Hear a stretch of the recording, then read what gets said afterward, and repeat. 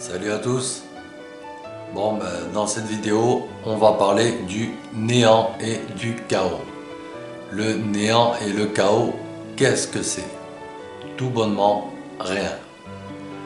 À part que le néant, c'est le rien dont on part et le chaos, c'est le rien qu'il nous reste. La distance entre les deux, chronologiquement du néant au chaos, s'appelle la vie. Et chronologiquement du chaos au néant, ça s'appelle le deuil. Prenons un exemple. Nous perdons un proche. Nous vivons un chaos.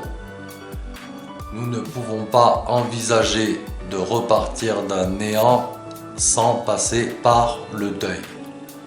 Sauf dans certains cas où il y a des personnes qui n'ont pas d'émotion et peuvent passer d'un l'un à l'autre sans aucun mal, aucune difficulté. Pour les autres, la majorité, il faut passer par le deuil. Car si cela ne se fait pas, que l'on passe du chaos au néant sans passer par le deuil, cela s'appelle un déni. Un déni qui peut être suite à un choc.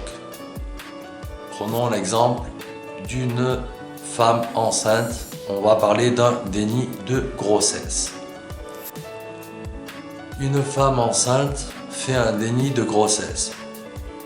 Jusqu'à ses 7 mois de grossesse, elle a un ventre plat comme une planche à repasser et au bout de 7 mois, son inconscient envoie à son conscient l'information qu'elle est enceinte et là, elle subit un choc. Ce choc, en une semaine, lui ferait prendre d'un ventre plat à une femme enceinte avancée prête à accoucher. Seulement, elle peut voir ce choc comme un chaos, dans l'hypothèse où elle ne veut pas avoir d'enfant. Et ce chaos qu'elle subit va donner naissance au néant. Pour donner naissance à ce néant dans les meilleures conditions, il faut que le choc dû à ce chaos qu'elle a subi passe par un deuil. Donc il faut qu'elle fasse le deuil de ce chaos pour pouvoir donner naissance au néant dans les meilleures conditions.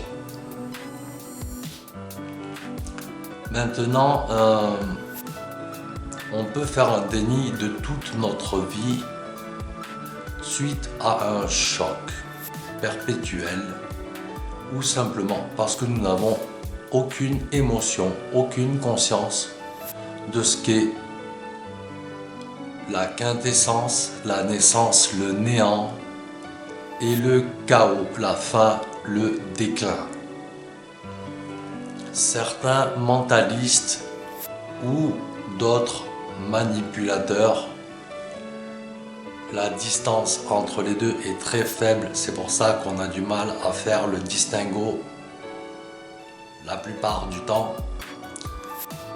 Mais certains arrivent à vous faire partir d'un chaos en créant un néant sans passer par le deuil. Ce qui est une faute grave inconsciemment de votre part, car un néant créé d'un chaos sans période de deuil entraînera un deuil automatique tôt ou tard. Et vous le reprendrez en plein visage un jour ou l'autre sans pouvoir l'anticiper. Par contre, vous pouvez l'appréhender toute votre vie, cela viendra un jour, sauf si vous n'en avez pas le temps. Donc, donnez une importance particulière au néant et au chaos, car on ne peut pas partir d'un néant à partir d'un chaos sans comprendre le pourquoi du comment de ce chaos afin d'entamer un deuil conventionnel à ce que le néant puisse se faire.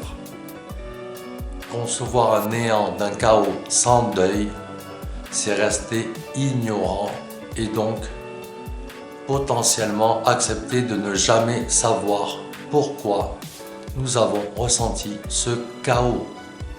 Le chaos n'est pas un néant, le néant n'est pas un chaos. Et tout bonnement, tout comme le chaos et le néant, tout le long de notre existence, nous demeurons rien. Une philosophie bouddhiste fait référence au rien dans le tout et au tout dans le rien.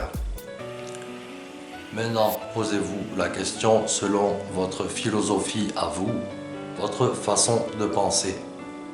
Personnellement, moi, j'ai toujours estimé être rien ou moins que rien, car il ne suffit de rien.